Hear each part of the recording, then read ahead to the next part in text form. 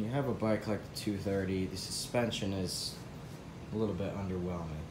The front forks are very, very, very squishy, as well as the rear shock, which I have laying out here. So I'm just going to talk a little bit about all the stuff that I've done to it to make the suspension better. First thing you're probably wondering is why I have the rear shock out right here. And the answer is I put another shock in. So this shock is off of a 1984 XR 350R.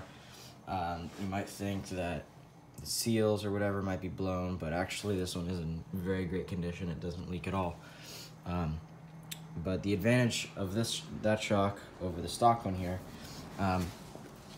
for one, it has this air tank, which is actually a separate nitrogen reservoir to support the extra pressure inside the shock, but it also has fully adjustable compression and dampening, which there's a little twisty knob on the very bottom of the shock right there for the dampening.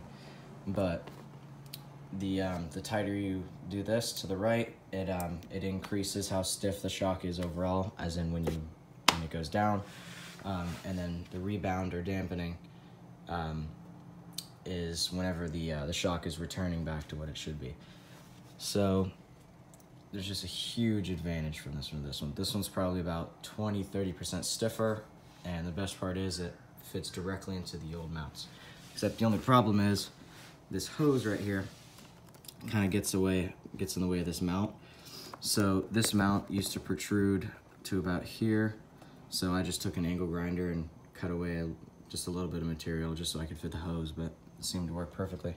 The shock is much, much stiffer than the forks, so you might be wondering what I did to the forks. In that case, I took 15 weight fork oil. I replaced that, drained out the old stuff, took a measurement of it, and I put about 10 to 15% more oil back in the forks than what was previously in there, which is just gonna add a little bit more stiffness to the shock.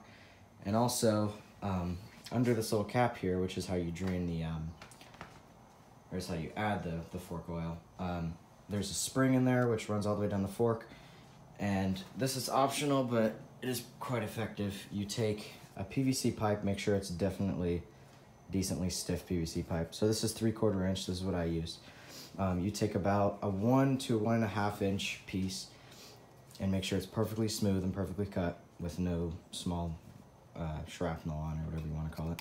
And you put that on top of the spring, squish down the cap, and screw it on. And what that's going to do is just add a slight bit more preload to the spring, which is going to cause it to be stiffer, like straight off the bat, versus like a couple inches of very soft travel, and then it gets into the hard. It just goes straight to the stiffer travel. So thank you guys for watching. I hope you found this video helpful, and I'll see you all in the next video.